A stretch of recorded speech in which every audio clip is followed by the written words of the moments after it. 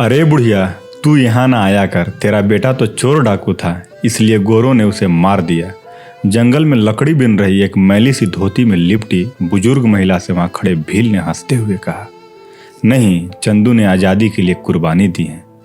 बुजुर्ग औरत ने गर्व से कहा। उस बुजुर्ग औरत का नाम जगरानी देवी था। इन्होंने 5 बेटों को जन्म दिया था, जिसमें आखिरी बेटा कुछ दिन पहले ही शहीद हुआ था। उस बेटे को ये माँ प्यार से चंदू कहती थी और दुनिया उसे आजाद चंद्रशेखर आजाद के नाम से जानती थी। नमस्कार दोस्तों, राइट टू नो के इस एपिसोड में आज हम ऐसे ही एक शहीद की माँ के बारे में बात करने वाली हैं कि किस प्रकार से देश ने उनको भुला दिया और देश की सरकारों ने उन्हें हमेशा उपेक्षित रखा। हिंदुस्तान आजाद हो चुका था। आजाद के मित्र सदाशिवराव एक दिन आजाद के माँ पिताजी की खोज करते हुए उनके गांव पहुंचे। आजादी तो मिल गई थी, लेकिन बहुत कुछ खत्म हो चुका था। चंद्रशेखर आजाद की शहादत के कुछ वर्षों बाद उनके पिताजी की भी मृत्यु हो गई थी। आजाद के भाई की मृत्यु भी इससे पहले ही हो चुकी थी। अत्यंत निर्धना अवस्था में हुई उनके पिता की मृत्यु के पश्चात आजाद के निर्धन निराश्रित वृद्ध माता श्री उस वृद्धावस्था में भी किसी के आगे हाथ फैलाने के बजाय जंगलों में जाकर लकड़ी और गोबर बिनकर लाती थी तथा कंडे और लकड़ी बेचकर अपना पेट पालती रही। लेकिन वृद्ध होने के कारण इतना काम नहीं कर पाती थी कि भरपेट भोजन का प्रबंध कर सकें।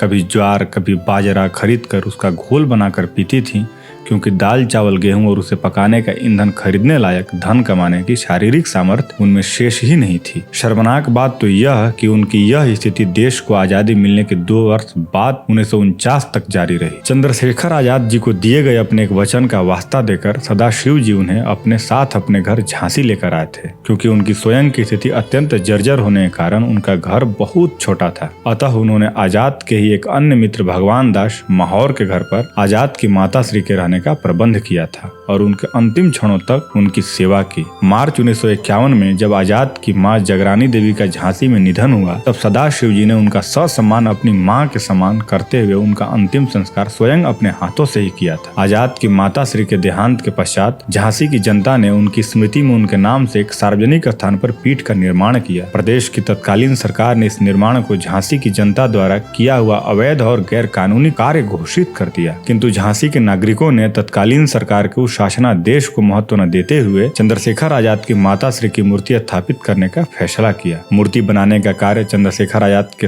खास सहयोगी कुशल शिल्पकार रुद्र नारायण सिंह जी को सौंपा गया। उन्होंने फोटो को देखकर आजाद की माता श्री के चेहरे की प्रतिमा तैयार कर दी। जब केंद्र की सरकार और उत्तर प्रदेश की सरकारों को यह पता चला कि आजाद की मां की मूर्ति तैयार की जा चुकी है और सदाशिवराव, रूप नारायण, भगवान दास माहौर समेत कई क्रांतिकारी झांसी की जनता के सहयोग से मूर्ति को स्थापित करने जा रहे हैं, तो इन दोनों सरकारों ने अमर बलिदानी शहीद पंडित चंद्रशेखर आजाद की माता श्री की मूर्ति स्थापना को देश, समाज और झांसी की कानून व्यवस्था के लिए खतरा घोषित कर उनकी मूर्ति स्थापना कार्यक्रम को प्रतिबंधित कर पूरे झांसी शहर में कर्फ्यू लगा दिया। चप्पे चप्पे पर पुलिस तैनात कर दी गई ताकि अमर बलिदानी चंद्रशेखर आजाद की माता श्री की मूर्ति स्थापित न की जा सके। जनता और क्रांतिकारी आजाद की माता की प्रतिमा लगाने के लिए निकल पड़े। अपने आदेश की झांसी की सड़कों पर बुरी तरह उड़ती धज्जियों से तिलमिलाई तत्कालीन सरकारों ने पुलिस को गोली मार देने का आदेश दे डाला। आजाद की माता श्री की प्रतिमा को अपने सिर पर रखकर पीठ की तरफ बढ़ रहे सदाशिव को जनता ने चारों तरफ से अपने घेर लिया। जुलूस पर पुलिस ने लाठीचार्ज किया। सैकड़ों लोग घायल हुए, दर्जनों लोग जीवन भर के लिए अपंग हुए और कुछ लोगों की मौत भी हुई। हालांकि मौत की आधिकारिक पुष्टि कभी भी नहीं की गई। इस घटना के कारण चंद्रशेखर आजाद की माता श्री की मूर्ति स्थापित नहीं हो सकी। यह देश की कितनी बड़ी विडंबना है कि जिस शहीद ने अपने देश के लिए जान दे दी, उसकी माता का